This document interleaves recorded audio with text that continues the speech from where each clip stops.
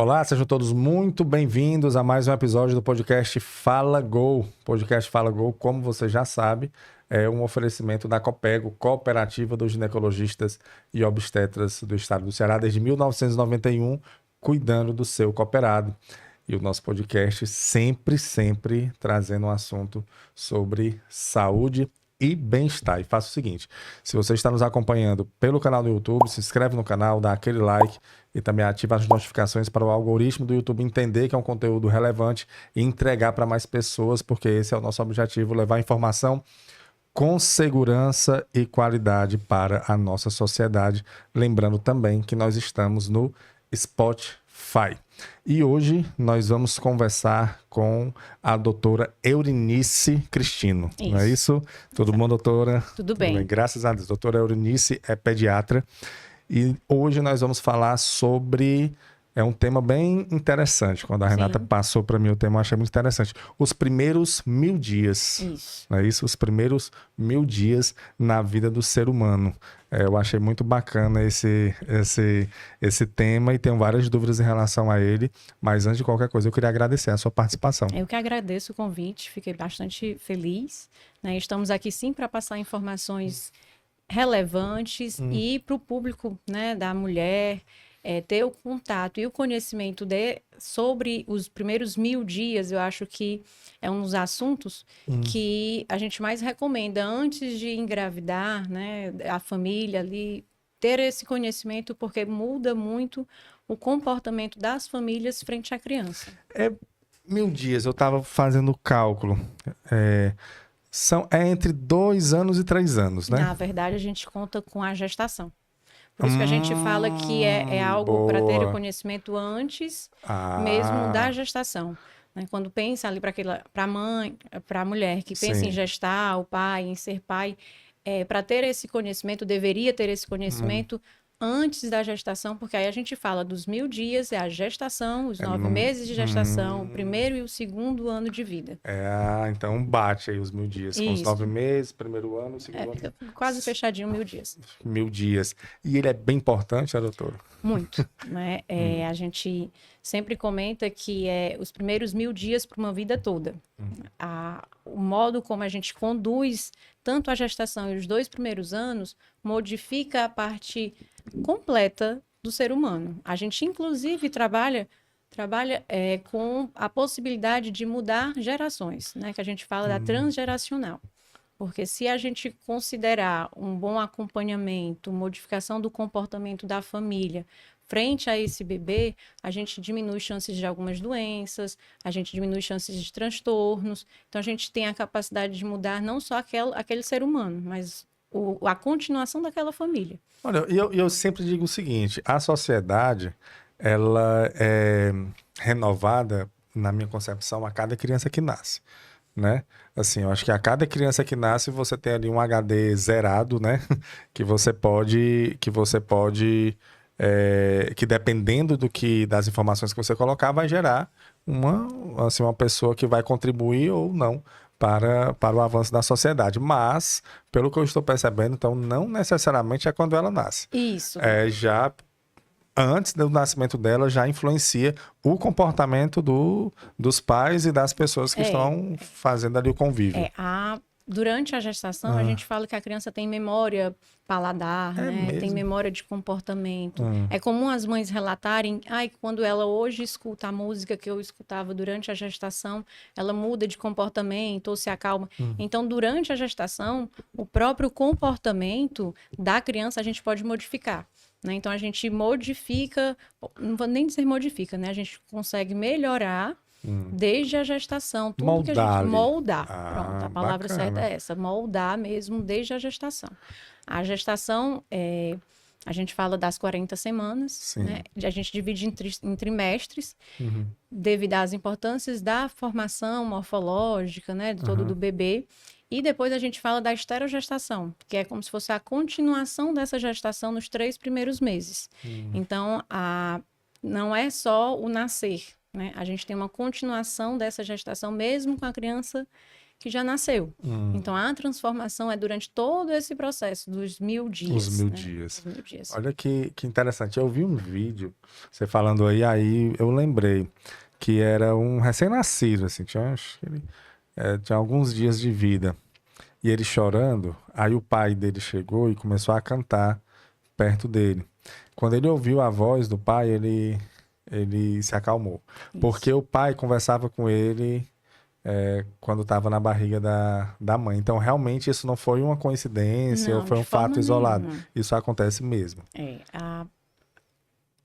Como a gente estava falando anteriormente, existe o estresse, né? Sim. Então, se a gente coloca aquela mãe sobre um estresse positivo, né, de ter a condição de algum sofrimento do dia a dia, mas é positivo, essa criança é uma criança mais calma. Sim. Se a gente tem um estresse tóxico, que é que a gente não consegue acolher a mãe, né, a gestante, a gente tem uma criança um pouco mais irritada. Se a gente tem a presença do pai, a gente sabe que já alivia esse estresse, né? Então, a presença do pai é super positiva, tanto no desenvolvimento da criança, quanto na continuação. E para a mãe, né? Então, a criança consegue reconhecer a voz do pai ao nascer, consegue reconhecer o toque também. A gente fala do conjunto mãe e filho, mas a presença do pai é importante desde a primeira decisão de ter filhos, né? E durante todo o processo gestacional. Acompanhamento. Perfeito.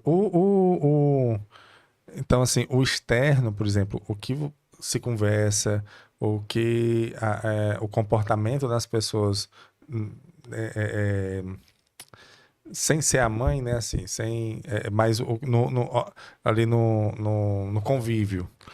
Da gestação, então isso influencia mesmo, né? Muito, né? Aquela mãe que é acolhida por uma rede de apoio, Pronto, sim. né? Que a gente sempre coloca que a rede de apoio não inclui o pai.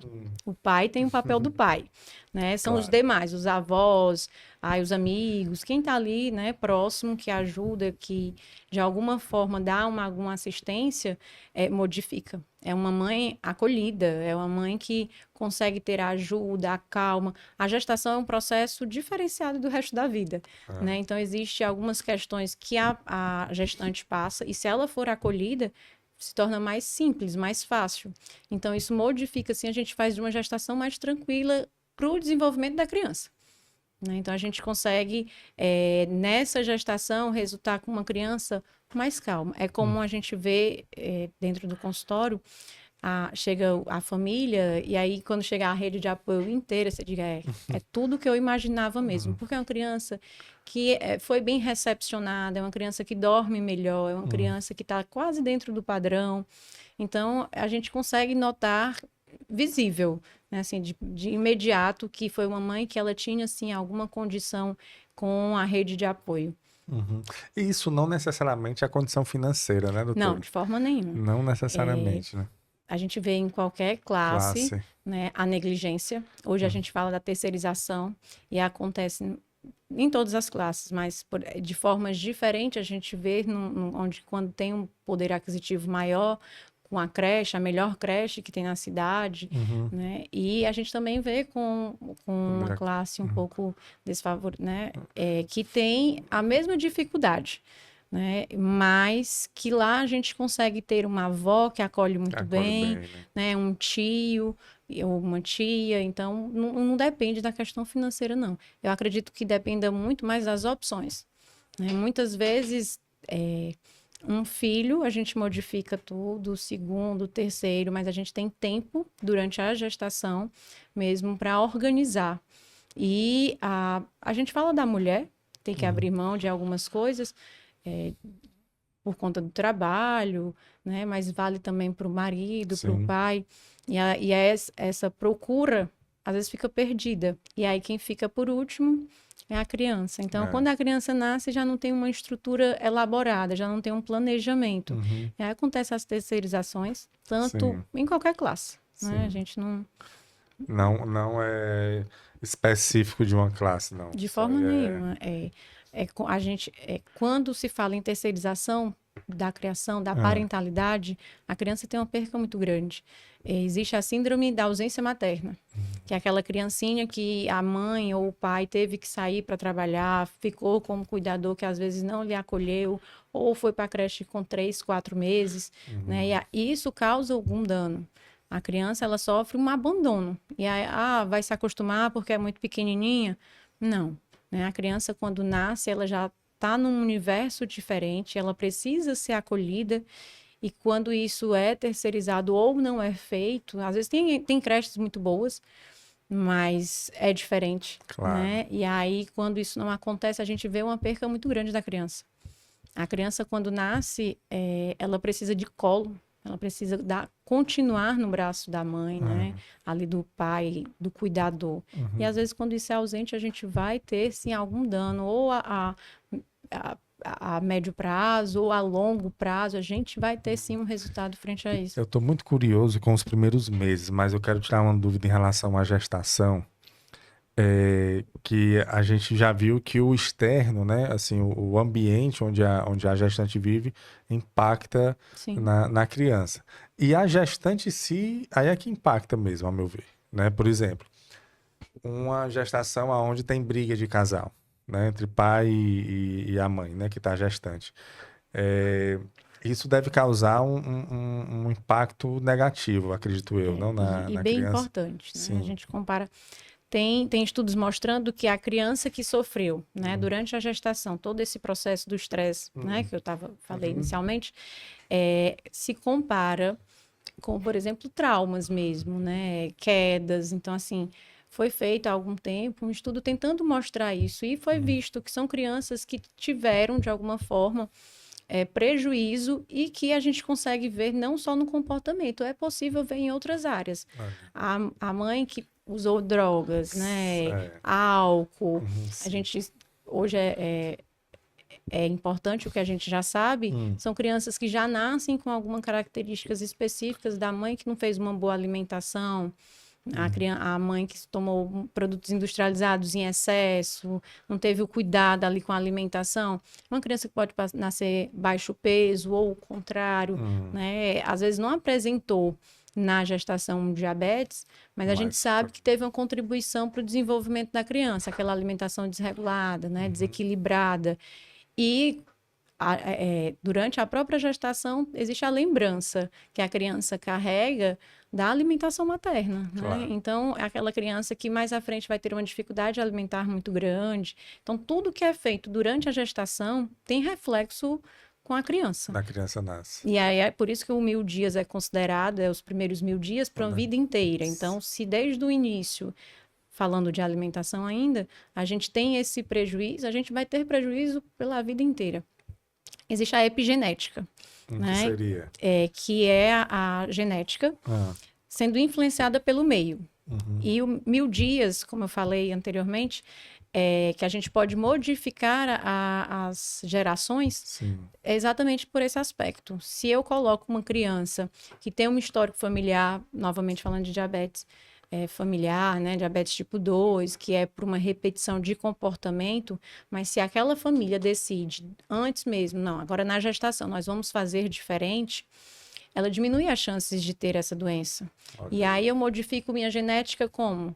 Os meus netos talvez não tenham a mesma chance de ter diabetes que eu tinha, porque eu fiz diferente, meu filho fez diferente, e aí a gente consegue diminuir essas doenças. Tanto tem um lado bom quanto o lado ruim. Uma mãe que é submetida à agressão, a abuso, e precisa fazer uso, sei lá, de medicações, eu vou estar adicionando um meio ruim. Então, eu posso estar estimulando aquela genética, por exemplo, de depressão, que antes não existia, eu vou passar a ter, o meu filho vai, e aí eu vou também adicionar uma doença. Interessante. A gente conversou com uma profissional aqui é uma personal trainer.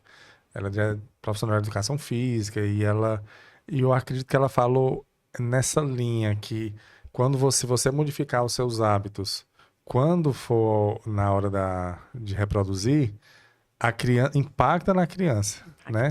Se você, mesmo você sendo uma pessoa sedentária, mas se você começar a se exercitar antes de engravidar, durante a gravidez, passa para a criança esse novo formato, é verdade mesmo. Com certeza. Olha aí que A interessante, epigenética, ela tá aí para mostrar isso, né? É bem documentado todo esse processo. E se a gente consegue, por isso que se trabalha tanto com os 1000 dias, se eu Sim. consigo moldar, melhorar, né, durante a gestação e nesses 2 primeiros anos, eu consigo ter um resultado melhor. O primeiro e o segundo ano é de formação neurológica, né, de comportamento, do cognitivo, motor. Então, se eu dou assistência a essa criança nesse momento, eu modifico muito. Então, a epigenética, ela mostra e a gente vê no dia a dia, Claro. né? Aquela criança que desde o nascimento ela tem uma boa estimulação, ela é respeitada, ela tem um desenvolvimento muito melhor. E aí a gente trabalha muito nesse sentido, de mostrar aos pais o quanto esse momento, que é curto, né? A gente pensa, são quase 3 anos, mas vai mudar a vida de uma criança e pode mudar a vida de uma família. Com certeza. Né? Então, é curto, se for bem trabalhado, dá muito certo. Porque se for comparar com o que ela vive, né? Vamos botar uma média de 90 anos, né? De 90 a 100 anos, uma Sendo pessoa bondoso, vivendo bem, né? Sendo bondoso. As pessoas estão tendo uma longevidade Isso. maior, né? Ó, seus dois, contando com a gestação, são mais ou menos entre 2 e 3 anos aí, né? Contando com a gestação. Poxa, dos 90 anos que você viveu, ou seja, 87 depois podem ser Exato. reflexos daquilo que você... A gente divide bem direitinho, né? Existe a gestação, Sim. o nascimento, a esterogestação, o primeiro e o segundo ano de vida. Mais ou menos essa divisão que a gente faz dos 1000 dias. Perfeito. A gestação é todo esse processo que a gente falou. No nascimento, a contribuição do parto normal, né? É imensurável. A cesárea também tem as suas indicações, Sim. mas quando a gente fala do parto normal, existe um benefício fisiológico, natural, Claro. né, da passagem de parto, que a gente estimula a imunidade, entrar em trabalho de parto. Isso é bem interessante. A gente estava falando sobre isso antes de iniciar aqui, porque o parto cesárea, claro, ele salva vidas, né? Não tem o que discutir. Mas ele é para ser a segunda opção, né? É para ser a segunda opção. Até porque existe isso que eu achei muito interessante de substâncias que quando passa pelo canal vaginal, né, são liberadas para a criança, coisas que não acontecem no parto cesáreo. Né? O parto normal, além de a gente saber que a criança está pronta, que ela pode dar o primeiro suspiro, existe uma modificação na respiração da criança, né? Intraútero e extraútero. Então, quando ela entra em trabalho de parto, a gente já sabe que ela tem essa preparação. Diminui muito os riscos de algumas doenças.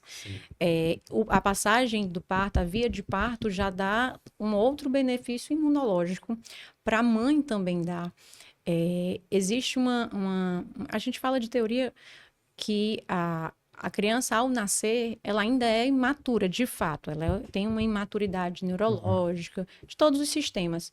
Porque a gestação talvez fosse para ser por mais tempo, né? A gente fala da esterogestação, que são mais os 3 primeiros meses.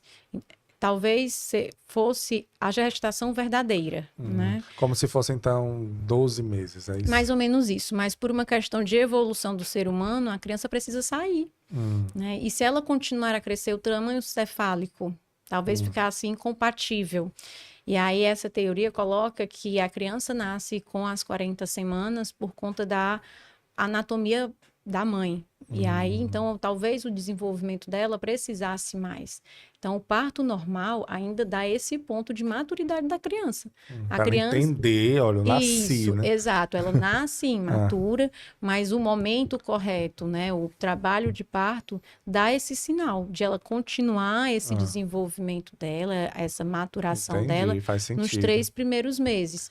Que a gente coloca esses 3 primeiros meses sendo atípico do primeiro ano, porque a história do colo. Aquela criança que nasce precisa de colo, precisa ter uma assistência, ela tem uma dependência de 24 horas da mãe ou do cuidador. Então, a gente coloca a esterogestação também como sendo continuação, por esse nome, né? Esterogestação, a gestação fora do útero, porque é para dar a maturidade que a criança precisa. Então, ela não tem não tem um sistema imunológico muito bom, a respiração dela é diferente, então ela é completamente dependente da mãe.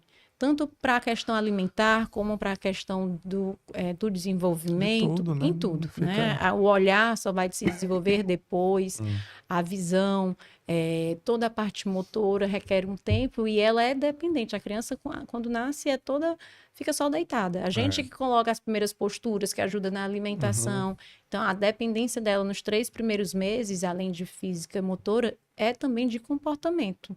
Uma criança que teve colo no momento que precisou, que ela foi respeitada, ela tem um desenvolvimento diferente. A gente vê de forma muito simples, são crianças que dormem melhor. Olha aí. Né? Então, aquela criança que desde o começo tem um respeito sobre o que que ela fala chorando, então é uma criança que chora, né? Até 3 meses a gente diz que a criança dorme, chora e come, e é fato, e ela precisa disso nesse primeiro momento, que é o que faz ela desenvolver.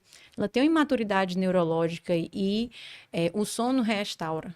Né? E no colo da mãe, ali próximo da mãe, a gente coloca a mãe, mas o pai está super presente também, né? Sim. Hoje já temos algumas posições que meio que simula o colo materno e aquele pai que foi presente desde a gestação, a criança também aceita muito bem, né? Então a presença do pai, a gente sempre fala da mãe porque é o conjunto, né? Mãe e filho, mas o pai tá nesse meio, ele consegue também dar esse colo que a criança consegue. Assim como às vezes é a avó, né, que ocupa também essa posição dentro... Mas que precisa ter essa pessoa que... A criança, a esterogestação, eu gosto de dizer que todo mundo tem que entender para não sair naquele dito de que vai ficar viciado em colo. Olha aí. Né? Que todo mundo fala, né? Mas tem que deixar no colo, tem que deixar chorar, tem que deixar dormir. No começo é uma entrega. A gestação, eu acredito que Deus é maravilhoso em tudo que faz, porque dá 9 meses para a mãe começar a absorver essa ideia de que vai ter uma modificação muito grande da vida dela. E os 3 primeiros meses é bem impactante. A sensação é de que isso vai durar a minha vida. Não vai. É rápido. Né? Daqui a pouco a gente já escuta um comentáriozinho, acho que tô com saudade. E você sente falta. Não é que você sente falta, mas você olha boas as fotos, lembranças. Né? Você lembra de algumas coisas e você foi com certa nostalgia, né? Isso. Mas eu achei interessante, eu pensei que você falou de que parece que o ser humano era para passar mais tempo, né? Porque foi aqui uma obstetra falando que o ser humano, se não o único, ou talvez um dos únicos seres da Terra, animais, que nascem sem ficar em pé. Isso. Não é? E eu fiquei questionando. Mas é exatamente, por causa da posição bípede. Pronto. Né? Porque a criança, os animais, à exceção do ser humano, nascem em poucos dias, está andando.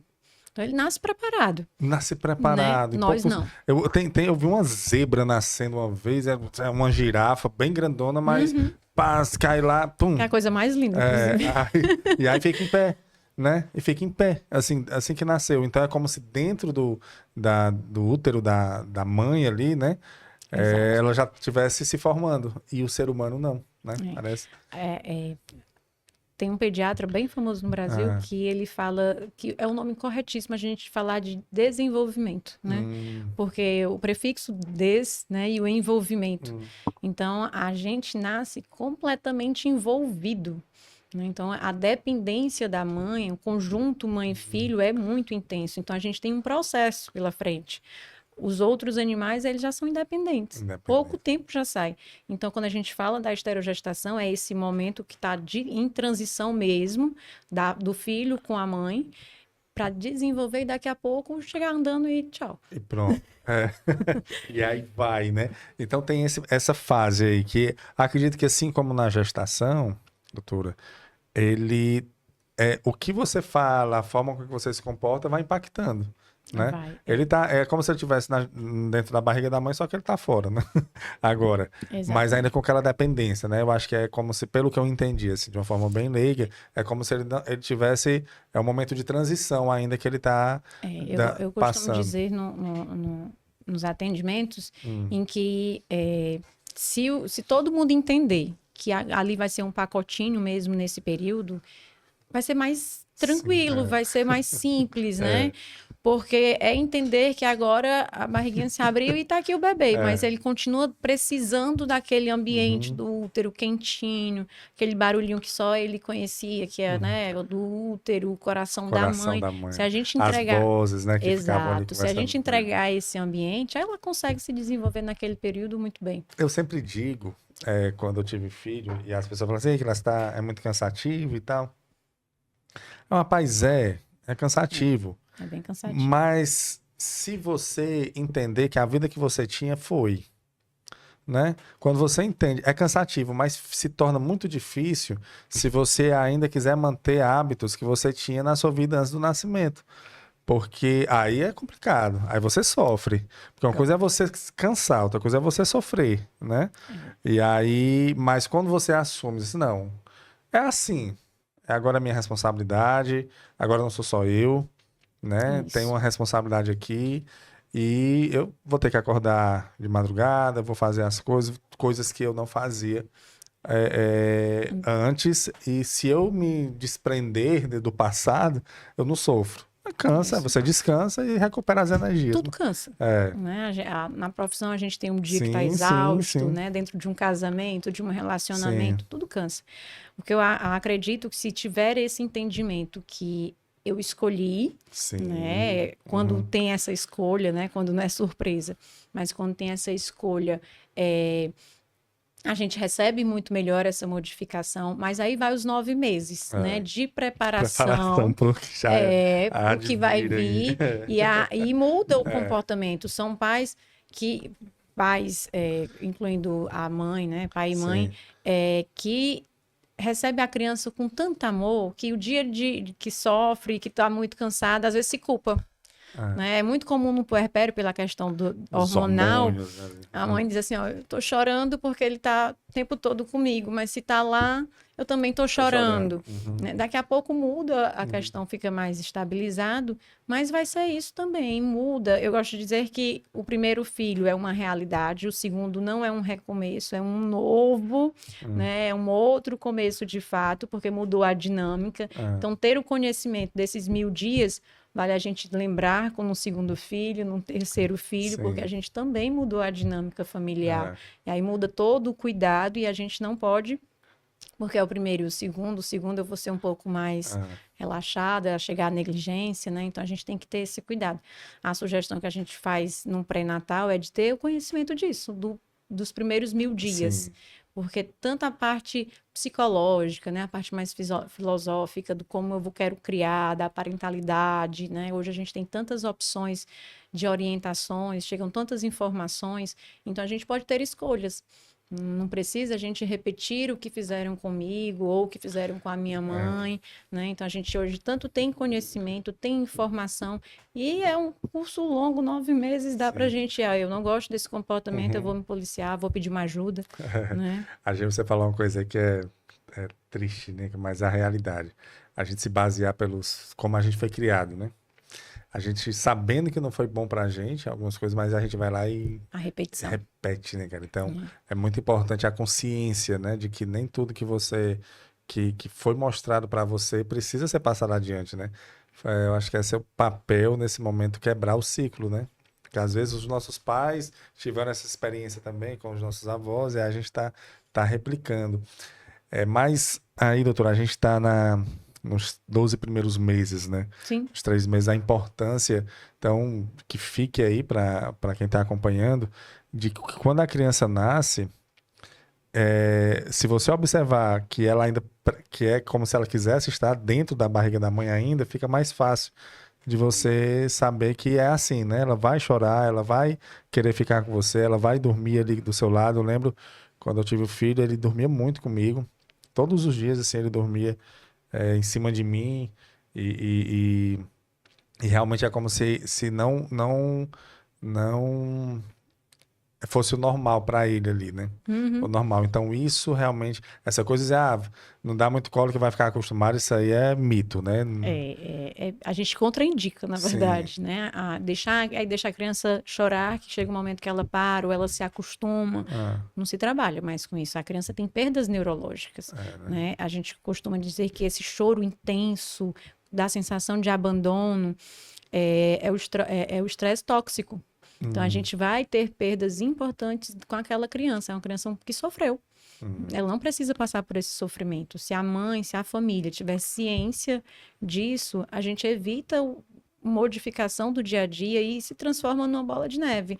A mãe começa a ficar ansiosa porque a criança não dorme, não consegue amamentar, que é um outro ponto muito importante desse período, né? É a amamentação.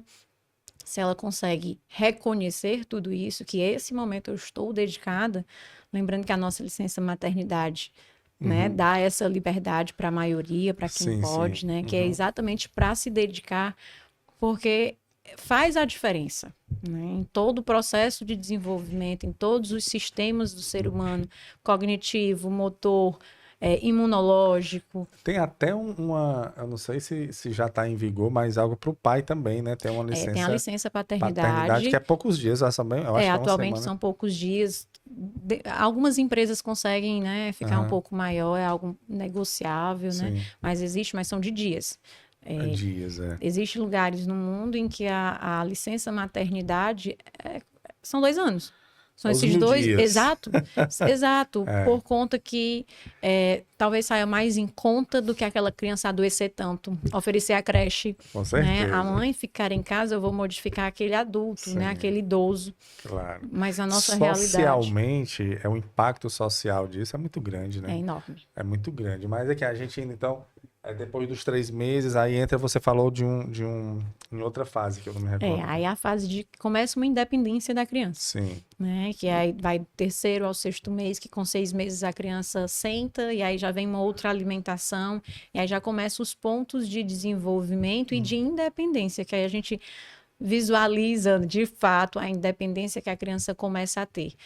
Os 3 primeiros meses é reservado para a esterogestação, né? Que a gente tenta deixar bem claro. E aí depois sim é que vem a criança. Né? A criança no nosso mundo. Aí a criança, aí que o colo, ele é orientado, mas a gente percebe que a própria criança já diminui aquela necessidade que antes tinha. Aquela criança que ela já amplia, né, o olhar, já faz uns movimentos cervicais, né? O tônus cervical já existe, então ela já consegue ter uma visualização, ela já consegue ampliar todo o desenvolvimento dela já com 3, 4 meses. Então a gente vê que vai vendo o desenvolver, né? Aquele primeiro momento é bem do conjunto mãe e filho, e depois a gente começa a ampliar essa... ela nasceu, né?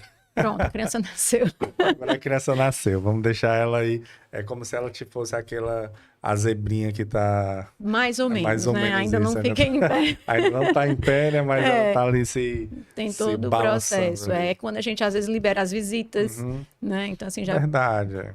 Assim, vamos esperar os 3 meses, já tem o início das vacinações, né? Já tem um processo de imunização iniciado, e aí a gente já libera alguma visita, né? Que tenha bom senso, né? Que claro. Seja... Eu tive nessa questão de visita, eu não sofri quando eu tive filho, porque ele nasceu em 2020, no dia 24 de abril, bem no pico da pandemia, né? Então, eu acho até engraçado que no colégio dele, os colegas, assim, o pessoal fala lá, são os filhos do Covid, né? Os filhos da pandemia. Os filhos da pandemia, que a gente nasceu ali naquela época. E eu lembro que no parto, não podia, né, tá ninguém. Era só eu, a minha esposa e os enfermeiros chegavam encapuzados, era coisa. Então a gente não teve essa experiência, assim, de visita e tal. Mas, então depois desses 3 primeiros meses, aí a criança nasceu, né? E aí ela começa a ficar mais independente. Isso. E aí o comportamento dos pais em relação a isso também tem que modificar? Tem. Como é que se comporta? Ela começa a ter mais independência, mas existe sim a dependência e principalmente tem que ter uma segurança. Sim. Né?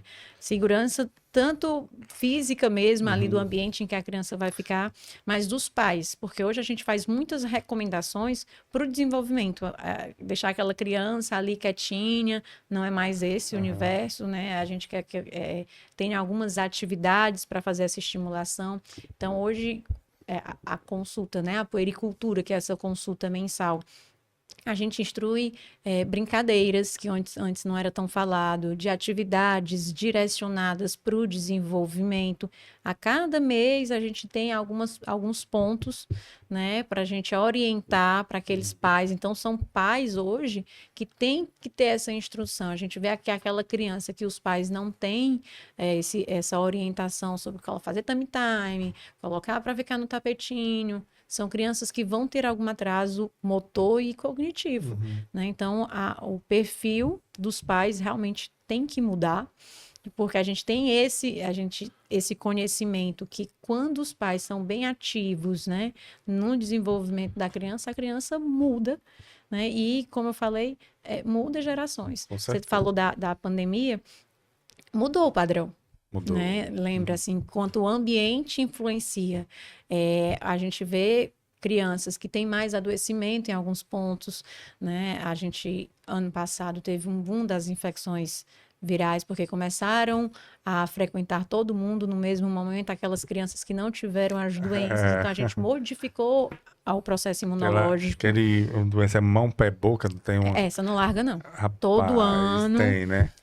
Nós estamos em um novo surto. Ah, é? Sempre. Uma pé boca é uma virose, né? Então... Mas o que é chato é porque a criança pode ter mais de uma vez, né? Pode. Porque são vários vírus que causam essa doença. Tem o mais conhecido, o enterovírus. Mas a imunidade causada por ele é parcial. Então, ela tem comumente são os menores de 5 anos. Ela tem... O mais comum é aquele que iniciou na creche. Né? Os que não foram tão cedo conseguem ter lá por volta dos 4, 5 anos, mas os que iniciam com 1 ano, a gente já espera nesse primeiro ano, 2 anos, já ter síndrome do pé boca. Foi justamente quando ele começou a ir pro colégio, começou a estudar no passado, e aí, não só ele, né? A escola toda. É um vírus que transmite depois que a criança fica bem também. Você paga a escola e a criança passa um bom tempo em casa, cara. É incrível, mas é isso. É a realidade. Eu digo que é a realidade do infantil 1, do infantil 2. Né? Exatamente. É exatamente isso. Nessa berçário, né? A gente falando aí desse desenvolvimento depois dos 3 meses, é indicado, doutor? Assim, se não tiver outra opção. Só se não tiver outra opção, né? Como eu falei... Porque os berçários hoje, perdão, mas eles começam bem cedinho, 4 meses. A maioria é 4 meses. Que é justamente depois dos 3 meses, Pronto. Né? E não é coincidência, né? Não, e dá licença. A maioria acaba lá com os 4 meses, né? Verdade. A indicação é a necessidade. Não tem uma outra indicação. A gente tenta segurar ao máximo aquela criança sem ir para berçário, se precisar, pelo menos esteja andando. A gente fala já do infantil 1, né? Já tem um aninho, por volta de 1 ano, você consegue segurar até esse momento é melhor, não pelo fato de ele estar andando, mas pelo processo imunológico, né? A dependência da criança é muito grande e a questão cognitiva, de apego, de vínculo que a criança tem, a gente interrompe completamente quando ela vai para uma creche, né? Vai para um berçário, né? Então, se a gente consegue aguardar, é muito melhor. Melhor, né? O mais comum das crianças hoje é entrar depois de 1 ano. A gente consegue, né? Vai trabalhando ali. A mãe ou o pai, é muito comum hoje, numa crescente, né? O pai abdicar ali para ficar dando essa assistência. Ali eles consegue visualizar quem que tem essa condição melhor de ficar com a criança e segura aquela criança em casa até 1 ano. O único aspecto, eu acho, que a gente coloca para ir antes é se realmente o ambiente que a criança ficar não seja tão interessante, seja um pouco agressivo, às vezes não coloca na creche por uma condição, o berçário por alguma condição financeira e fica numa casa que tem várias outras crianças. Então, nesse momento a gente diz, talvez fosse, né, uma boa escolha, mas na necessidade mesmo, a gente não... O ideal é não. Não, né? E aí, eu não sei se eu fiz certo. Eu fui muito criticado quando estava na época de escola, porque eu segurei o máximo.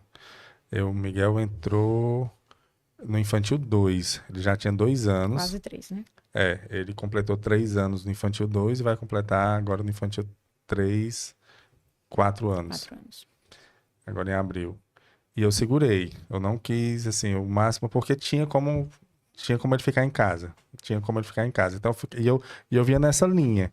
Mas se ele pode ficar em casa, se tem assistência aqui, se tem tudo, qual a necessidade de agora Exato. de ele ir para uma escola? Eu fiz errado, doutor? De forma nenhuma. Não. Se tem quem fique, sejam pessoas orientadas. Hoje existe não, né? Sempre teve a babá, Sim. né? Se for uma babá orientada, que a mãe consiga ali estar junto, é uma excelente opção. Sim. A avó, né? Que se tiver uma pessoa que possa ficar, os próprios pais, é a melhor opção. A única condição que a gente diz é que realmente, se vai ficar em casa, mas se não for assistida, às vezes a mãe trabalha em casa, mas não dá assistência. Criança de 1 ano, ela é bem curiosa, é exploradora, né? Então, ela tá ali, tá mexendo, e a gente tem que fazer direcionado. Então, tem que ser uma sala com poucas coisinhas, né? Para não ter risco de se machucar. O ideal é não ter televisão, não ter o celular. Às vezes tem essa terceirização aí das telas. Enquanto a mãe faz isso, o pai faz aquilo. Vou deixar 5 minutos, começa com 5, daqui a pouco tá 15, 20. É 0 telas até 2 anos. Então, se a gente percebe que é um lar que, apesar de ter alguém, mas que vai ser uma criança que não vai ser muito bem estimulada. Não faz sentido, né? Aí a gente coloca isso, olha, vocês vão, né, dar conta, porque até 1 ano a gente consegue, depois de 1 para 2 anos, parece que vai todo mundo relaxando um pouco mais. E aí acontece essas questões de estímulos, né? Se a gente conseguir segurar até os 2 anos, é maravilhoso. Então tá bom, né? Mas não é uma realidade. Não eu percebi. Não é uma realidade. Hoje as crianças... Todo mundo já está estudando, mas se tem como, ele tinha como pessoas para ajudar ele em casa, a gente saía, fazia...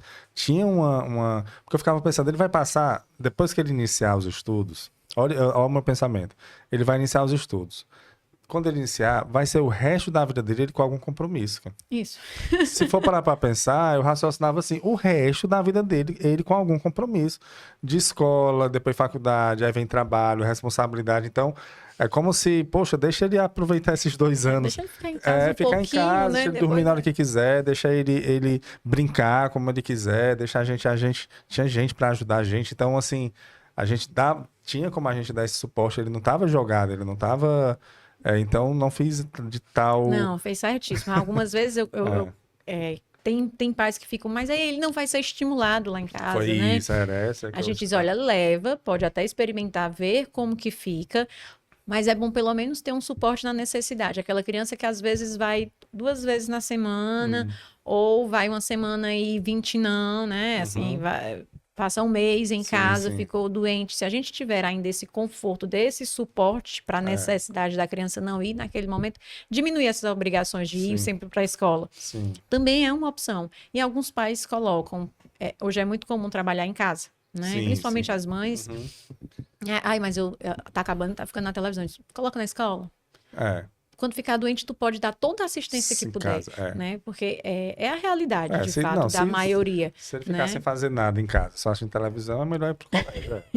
Não faz sentido. Mas poder ficar em casa, sendo bem assistido, como sem dúvida alguma, é a melhor opção. A gente coloca, inclusive, hoje como é aos 2 anos, sendo muito sincero, eu acho que é uma idade boa, porque em casa é, né, bem espertinho, às vezes, né?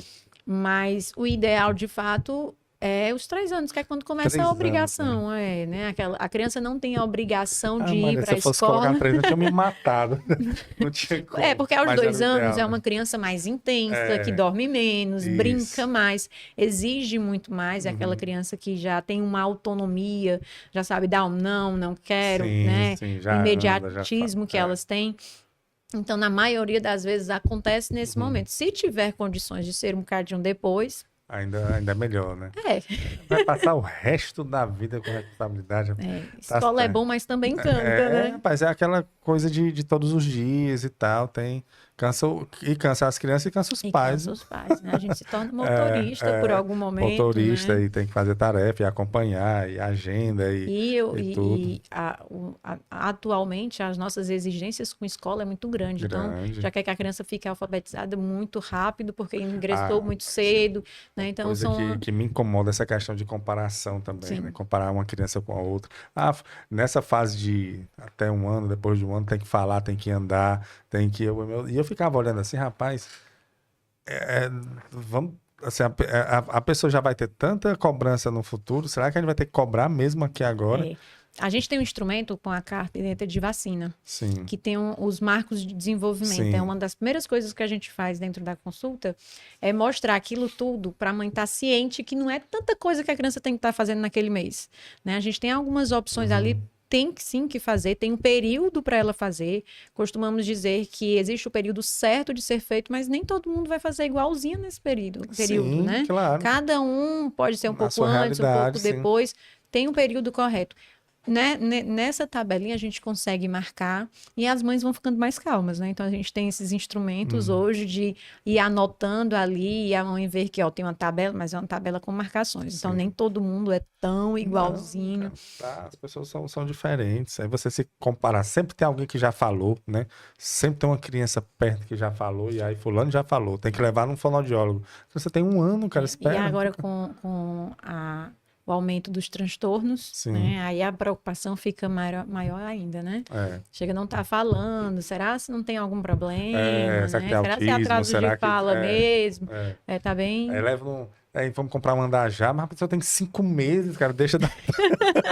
Não é assim. Vamos primeiro com comprar a cadeirinha de calma. amamentação, né? Vamos com calma, né? É isso aí, mas doutor, então a gente passou dos 3 meses, aí essa primeira fase de desenvolvimento, tem outra fase para chegar aos 1000 dias. Os 2 anos. Os 2 né? anos. Que aí a gente fala Aí que são os finaliza. terríveis 2 anos. É o que falaram para mim, rapaz, é a adolescência do bebê. É a adolescência infantil, né? Que realmente é como eu estava falando, ela tem uma autonomia muito grande, é tudo para ontem, né? Bem imediata e já sabe o que quer. Né? Então, há uma intensidade do comportamento e é um outro aspecto que a gente vê.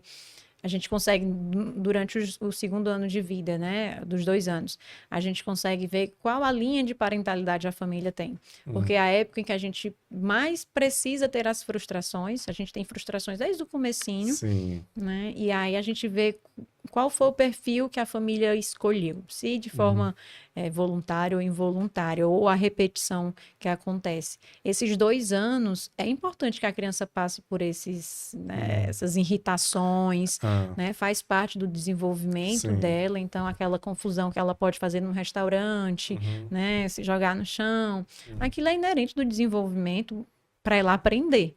A parentalidade a gente vê de forma bem simples aos 2 anos. Se é aquela família que é muito autoritária, né? A criança às vezes não tem nem a oportunidade de demonstrar o descontentamento, né? Ou se é permissiva, né? Ou se é negligente, né? A gente percebe muito bem aos 2 anos o posicionamento familiar, porque é exatamente quando a criança está intensa no comportamento, né?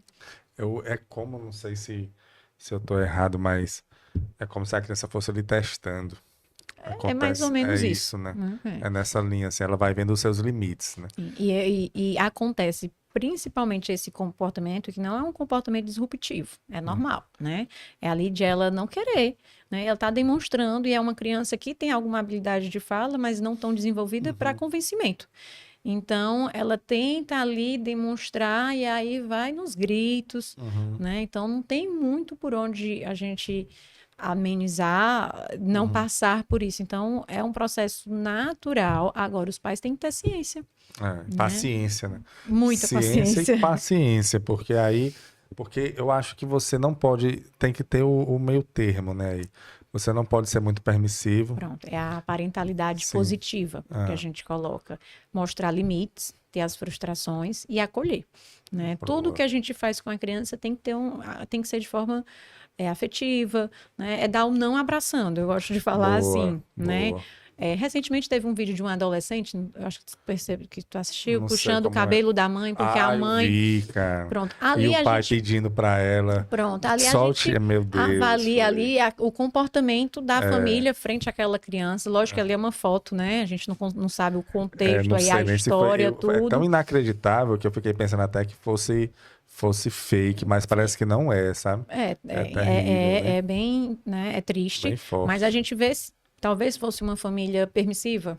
Sim, né? muito permissiva. E aí a criança, adolescente, no caso, não entende uma frustração, não aceita, né? Hoje o suicídio com adolescentes aumentou bastante. Cara.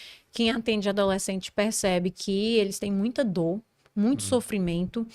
E muitas vezes, por conta das comparações, mas principalmente porque não tem que ser igual, tem que ter o sim sempre, não tem as frustrações, né? Então, tudo faz parte do desenvolvimento e também do comportamento da família. Né? Se é uma família que consegue ali ter um controle, de ter essa parentalidade positiva, de dar, né, o não, mas não vai fazer, a gente pode fazer outra coisa junto, né? E mostrando que tem outras opções que o não... Explicar, né? Não vai ter... Por causa disso, e pronto. E deixar sentir esse sentimento, ele faz parte da vida, né? Não é algo que você tenta proteger, eu até entendo. Você tentar proteger o seu filho de sofrer, mas ele não é um sofrimento, é um aprendizado, né? É o estresse positivo. O estresse positivo, que a gente aprende, né, com ele. Né? É um aprendizado.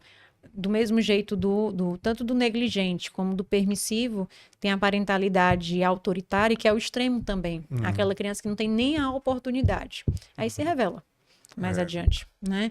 E aí vem as questões de não repetir o que fez, aí se torna, às vezes, um pai negligente porque foi muito autoritário. O pai não tinha liberdade, não tinha acesso, não tinha oportunidade. Sim. A gente modifica a geração de uma forma não interessante. Né? Também eu acho que aí a gente vive num mundo tão complicado hoje, né? Esse avanço tecnológico, a gente evoluiu nos últimos 50 anos mais do que o mundo evoluiu nos últimos 500. Então, em termos tecnológicos. Então, assim, para a nossa geração, eu que nasci numa época analógica e estamos vivendo num período digital, né? Então, tá tudo muito rápido.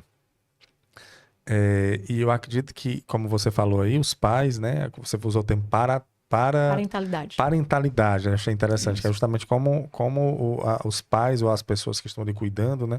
Elas têm importância, o comportamento deles influencia no futuro do ser, né? Muito, e eu estou percebendo, não sei se estou enganado, mas uma fragilidade das pessoas, de uma maneira geral. Isso impacta, a pessoa que está frágil, não está conseguindo ter um controle pessoal. Como é que vai cuidar de uma pessoa, emocionalmente de uma outra pessoa?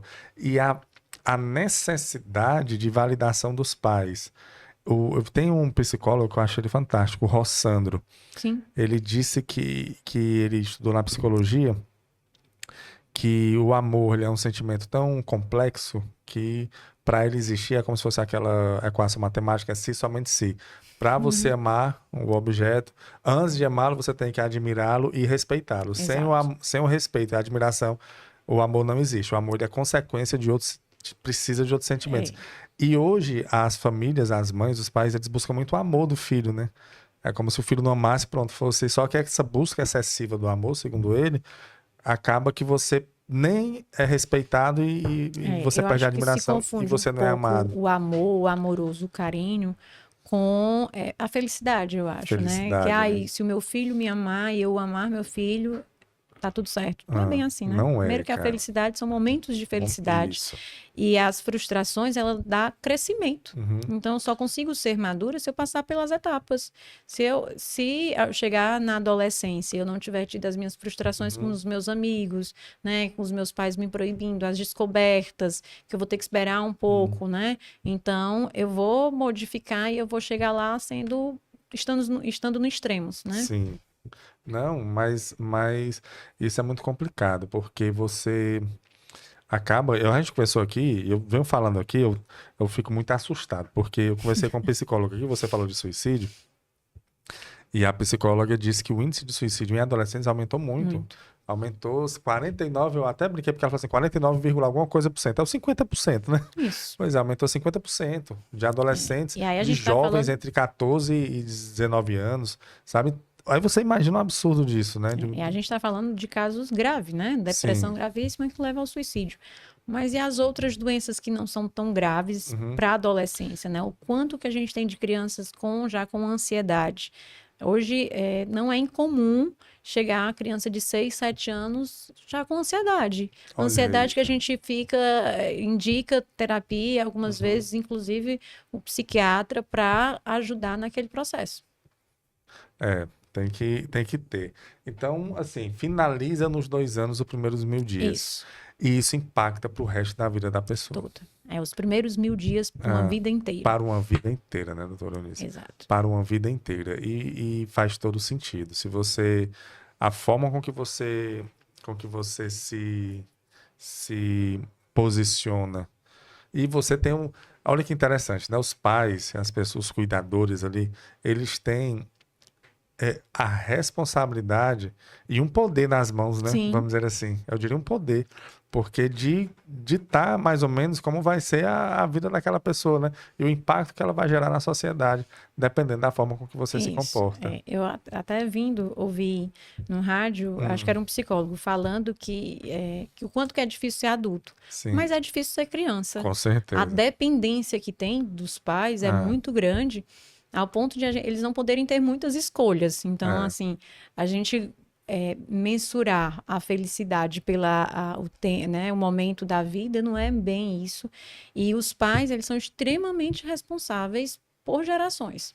Né? Falando lá da história da epigenética, se tiver uma boa conduta hoje, eu modifico os meus netos.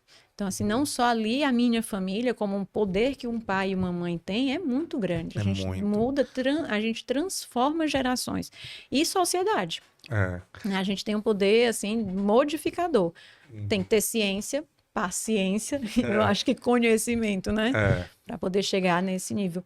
Mas está se ampliando uma oportunidade dessa, né? Hoje, você falar com algumas mães, talvez não saiba nem que existe esse diferencial dentro da pediatria, que é praticamente a nossa carta, assim. Pronto. Né? Os 1000 dias. Os 1000 dias. Eu não sabia, para você ver. Então... Quando me passaram um tema, a produção passou o tema, eu quero entender isso.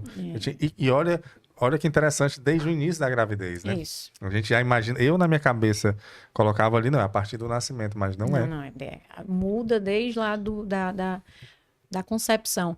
Tem teorias que antecipam, né? Por exemplo, as suplementações, né? Pré-concepcionais, de começar a incrementar o planejamento, familiar, né? Tudo isso pode começar antes, mas a gente conta de fato os 1000 dias da gestação, da concepção ali, quando começou tudo e nos 2 primeiros anos. Sabe uma coisa que eu acho errada?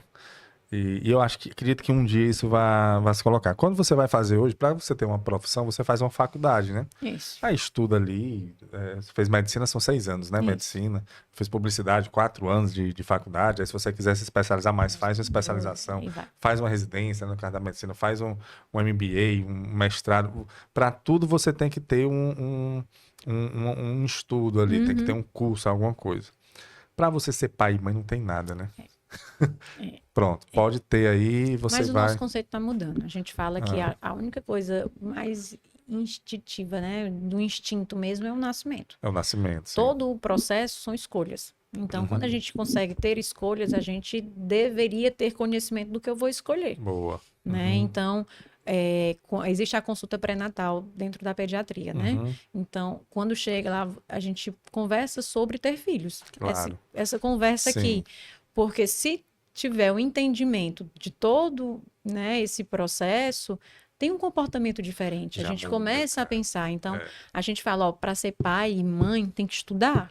Não é repetir o que foi feito, né? As condutas hoje são diferentes, o mundo está diferente. Então, a presença do pai e da mãe hoje é bem mais exigida. Claro. Porque se não for eles, quem será? Quem vai ser, né? E aí o mundo está aí para roubar esses lugares. Tá aí, viu? Mas eu digo, é algo, por exemplo, uma conversa dessa sobre os 1000 dias, a importância, e que não são só 1000 dias. Se a gente tivesse tempo aqui, a gente fosse esticar mais, né? A fase da infância em si. A pediatria vai até 19. Olha aí. Então, assim, a gente falou só dos primeiros 1000 dias, do impacto, mas tem outras fases da criança que são importantes, né? Sim. Mas se a gente entendesse isso na nossa educação de base, chegaria no pré-natal com a consciência melhor. Porque quando você chega no pré-natal, você até escuta... Só que você escuta isso e você escuta um monte de outras coisas, porque a sua vida muda, né? Se você realmente for se for um pai responsável, uma mãe responsável, que quer realmente um diferencial, você vai pesquisar, você vai ver outras coisas, mas você assimilar esse conhecimento todo em pouco tempo é bem complicado, junto com a mudança financeira que tem, com a mudança psicológica, com a mudança de tudo, né? Um filho muda realmente. Mas você já vendo isso, tendo esse conhecimento prévio, antes mesmo do nascimento, antes mesmo de você, na realidade, antes mesmo de você pensar em constituir uma família, em ter um filho, você quando passar por esse período, acho que passa de uma maneira bem mais Uma vez eu ouvi um né? comentário na pós-graduação. Se eu tivesse todo esse conhecimento, eu ia continuar não querendo ter filhos. Olha aí. É uma opção. É uma opção. Né? Porque de fato muda. Rapaz, é uma responsabilidade, rapaz. É uma responsabilidade muito grande, assim, de você... Quando você olha um filho como uma pessoa que dependendo... E quando você começa a ver ele repetindo as suas ações, aí você nota assim, rapaz, não dá. Reflexo. Reflexo, 100% cara. reflexo do que a Né? criança vê. Então, assim, até o linguajar, as palavras que você fala, ele repete, ele fala, ele se espelha, não tem. Porque se você for parar pra pensar, você sai, trabalha, vê uma coisa, vê outra. E ele não, ele tá ali o máximo que vai para uma escola, que é restrito, e dali para casa. A sociedade dela é aquilo. É aquilo. Sempre que ele está, eu sempre observo isso. O meu filho, quando ele sai, sem ser para a escola, até para a escola, é a gente que leva. A gente leva, a gente busca. Vai sair para um shopping, é a gente que vai para casa de um familiar, a gente que vai.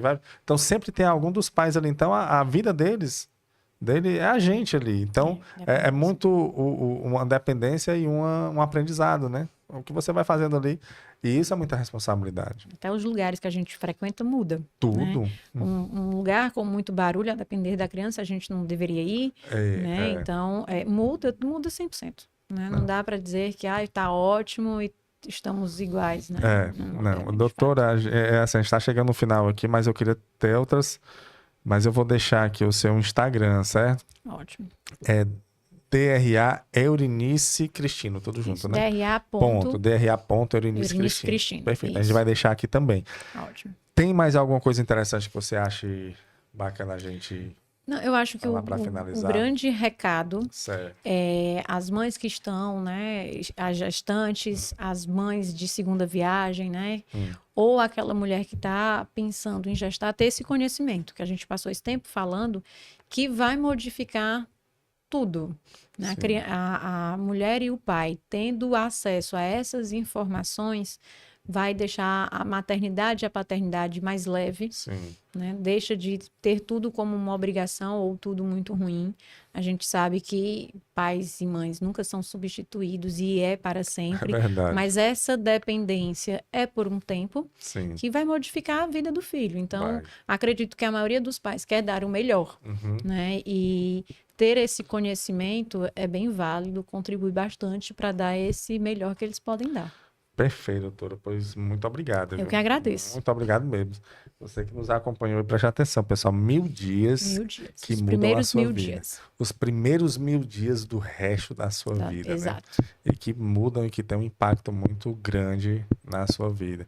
E olha que interessante, os 1000 dias não é quando você nasce, né? É quando você foi concebido, né? Isso. Você dentro da barriga da sua mãe. É isso aí. Pois, doutora, muito obrigado mesmo. Eu já fica aqui o convite para a gente falar depois dos 1000 dias, né? Sim. Muitos dias depois. Né? Muitos dias depois dos 1000 dias. Isso. E você que nos acompanhou também, muito obrigado. Esse foi mais um episódio do podcast Fala Gol. É um podcast oferecido pela Copego, Cooperativa dos Ginecologistas e Obstetras do Estado do Ceará. Saúde e paz para todos nós e até a próxima, se Deus quiser.